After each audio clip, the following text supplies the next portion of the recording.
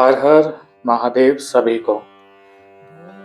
आज हम रुद्र संहिता सृष्टि खंड अध्याय 6 पढ़ेंगे, जिसमें हम जानेंगे प्रलय काल में केवल सद ब्रह्मा की सत्ता का प्रतिपादन, उस निर्गुण निराकार ब्रह्मा से ईश्वर मूर्ति का प्राकट्य, सदाशिव द्वारा स्वरूप भूता शक्ति का प्रकटीकरण, उन दोनों के द्वारा उत्तम क्षेत्र का प्रादुर्भाव, शिव के वामांग से परम पुरुष का आविर्भाव तथा उनके सकाश से प्राकृत तत्वों की क्रमशः उत्पत्ति का वर्णन। चलिए शुरू करते हैं गणेश वंदना से। वक्रतुंड महाकाय सूर्यकोटि समप्रभा निर्विघ्न कुरु मे देव सर्वकार्येषु सर्वदा। ब्रह्मा जी ने कहा, ब्राह्मण देव शिरोमणे, तुम सदा समस्त जगत के उपकार में ही लगे रहते हो। तुमने लोगों के हित की कामना से ये बहुत उत्तम बात पूछी है, जिसके सुनने से संपूर्ण लोगों के समस्त पापों का क्षय हो जाता है। लगे समस्त जो जितने भी पाप हैं वो खत्म हो जाते हैं। उस अनामय शिव तत्व का मैं तुमसे वर्णन करता हूँ। शिव तत्व का स्वरूप बड़ा ही उत्कृष्ट और अद्भुत है। जिस समय समस्त चराचर जगत नष्ट हो गया था, सर्वत्र केवल अंधकार ही अंधकार था। न सूर्य दिखाई देते थे, न चंद्रमा, अन्य ग्रहों और नक्षत्रों का भी पता नहीं था। न दिन होता था न रात। अग्नि, पृथ्वी, वायु और जल की भी सत्ता नहीं थी। प्रधान तत्व से रहित सुना आकाश मात्र शेष था। दूसरे किसी तेज की उपलब्धि नहीं होती थी। अदृश्य आदि का भी अस्तित्व नहीं था। शब्द और स्पर्श भी साथ छोड़ चुके थे। गंध और रूप की भी अभिव्यक्ति नहीं होती थी। रस का भी अभाव हो गया था। दिशाओं का भी भान नहीं होता था। इस प्रकार सब और निरंतर सूची भेद, घोर अंधकार फैला हुआ था। उस समय तत्सत ब्रह्मा, इस श्रुति में जो सत्य सुनना जाता है, एकमात्र वही शेष था। जब यह वह ऐसा जो इत्यादि रूप से निर्दिष्ट होने वाला भावात्मक जगत नहीं था, उस समय एकमात्र वह सत्य ही शेष था, जिसे योगी जन अपने हृदय आकाश के भीतर निरंतर देखते हैं। वह तत्व मन का विषय नहीं है। वाणी की भी वहां तक कभी पहुंच नहीं होती। वह नाम तथा रूप रंग से भी शून्य है। वह ना स्थूल है, ना कृश, ना ह्रस्व है, ना दीर्घ तथा न लघु है, न गुरु। उसमें न कभी वृद्धि होती है न ह्रास। श्रुति भी उसके विषय में चकित भाव से है, इतना ही कहती है, अर्थात उसकी सत्ता मात्र का ही निरूपण कर पाती है। उसका कोई विशेष विवरण देने में असमर्थ हो जाती है। वह सत्य ज्ञान स्वरूप आनंद परमानंद में परम ज्योति स्वरूप, अप्रमेय, आधार रहित, निर्विकार, निराकार, निर्गुण, योगी गमय, सर्वव्यापी, सबका एकमात्र कारण, निर्विकल्प, निरारंभ, माया शून्य, उपद्रव रहित, अद्वितीय, अनादि, अनंत, संकोच, विकास से शून्य तथा चिन्मय है। जिस पर ब्रह्मा के विषय में ज्ञान और अज्ञान से पूर्ण उक्तियों द्वारा इस प्रकार, मतलब कि ऊपर बताए हुए के अनुसार विकल्प किए जाते हैं, उसने कुछ काल के बाद, सृष्टि का समय आने पर, द्वितीय की इच्छा प्रकट की। उसके भीतर एक से अनेक होने का संकल्प उदित हुआ। तब उस निराकार परमात्मा ने अपनी लीला शक्ति से अपने लिए मूर्ति यानी कि आकार की कल्पना की। वह मूर्ति संपूर्ण ऐश्वर्य गुणों से संपन्न, सर्व ज्ञानमयी, शुभ स्वरूपा, सर्वव्यापिनी, सर्वरूपा, सर्वदर्शिनी, सर्वकारिणी, सबकी एकमात्र वंदनीय, सर्वाज्ञा, सब कुछ देने वाली और संपूर्ण संस्कृतियों का केंद्र थी। उस शुद्धि रूपिणी ईश्वर मूर्ति की कल्पना करके वह अद्वितीय, अनादि अनंत, सर्व प्रकाशक, चिन्मय, सर्वव्यापी और अविनाशी पर ब्रह्म अंतरहित हो गए। जो मूर्ति रहित परम ब्रह्मा है, उसी की मूर्ति भगवान सदाशिव हैं। अर्वाचीन और प्राचीन विद्वान उन्हीं को ईश्वर कहते हैं। उस समय एकाकी रहकर स्वेच्छानुसार विहार करने वाले उन सदाशिव ने अपने विग्रह से स्वयं ही एक स्वरूप भूता शक्ति की सृष्टि की, जो उनके अपनी श्री अंग से कभी अलग होने वाली नहीं थी।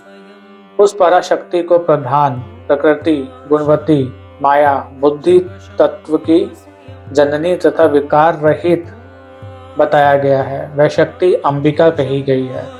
उसी को प्रकृति, सर्वेश्वरी, त्रिदेव जननी, नित्या और मूल कारण भी कहते हैं। सदाशिव द्वारा प्रकट की गई उस शक्ति के 8 भुजाएं हैं।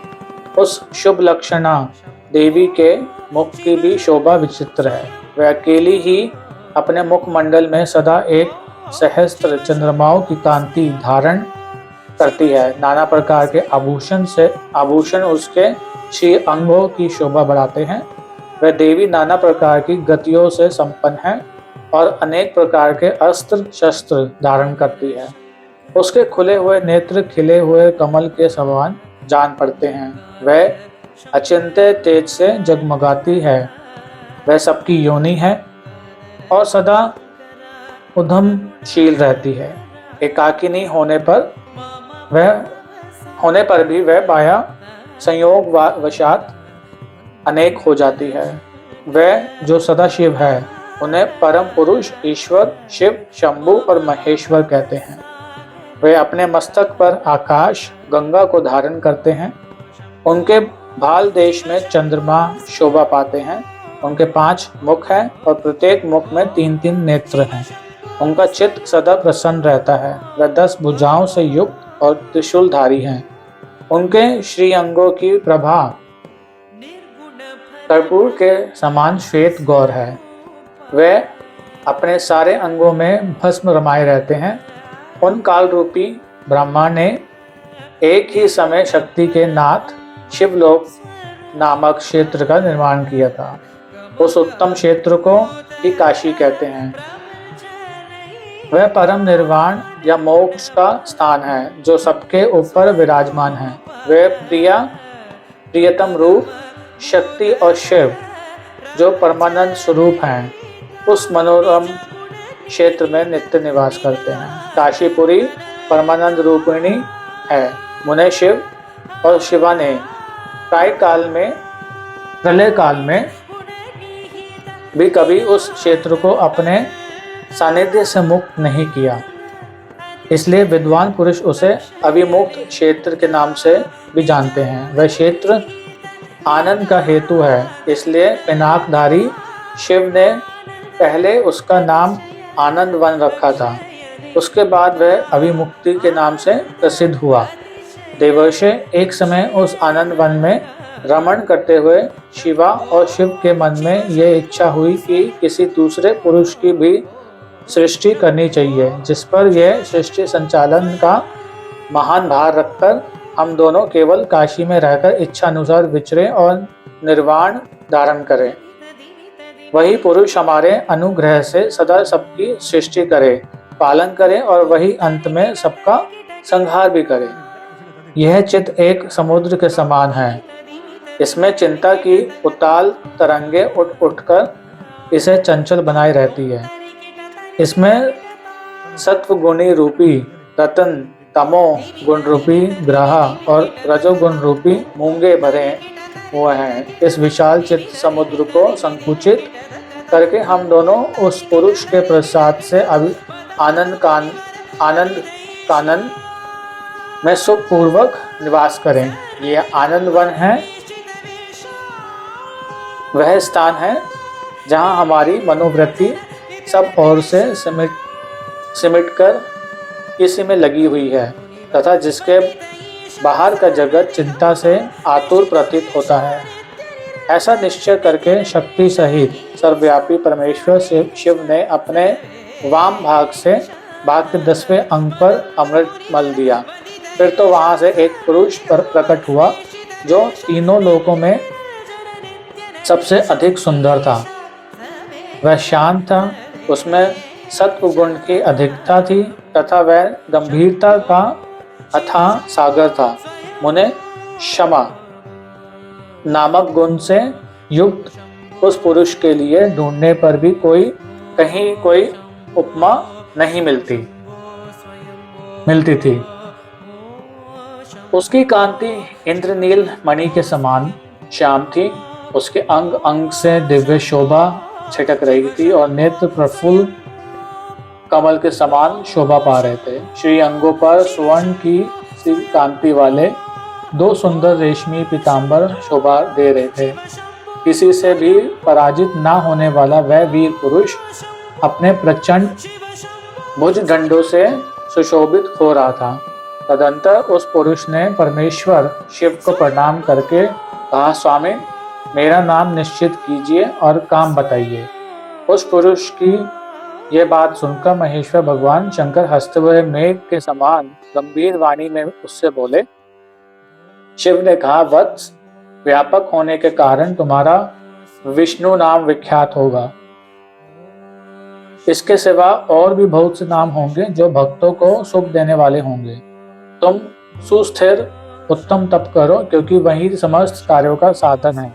ऐसा कहकर भगवान शिव ने श्वास मार्ग से श्री विष्णु को वेदों का ज्ञान प्रदान किया। तदंतर अपनी महिमा से कभी च्युत न होने वाले श्री हरि भगवान शिव को प्रणाम करके बड़ी भारी तपस्या करने लगे और शक्ति सहित परमेश्वर शिव भी पार्षद गणों के साथ वहां से अदृश्य हो गए।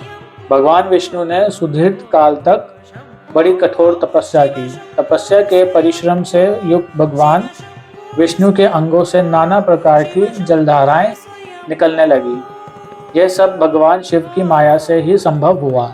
महामुने उस जल से सारा सुना आकाश व्याप्त हो गया।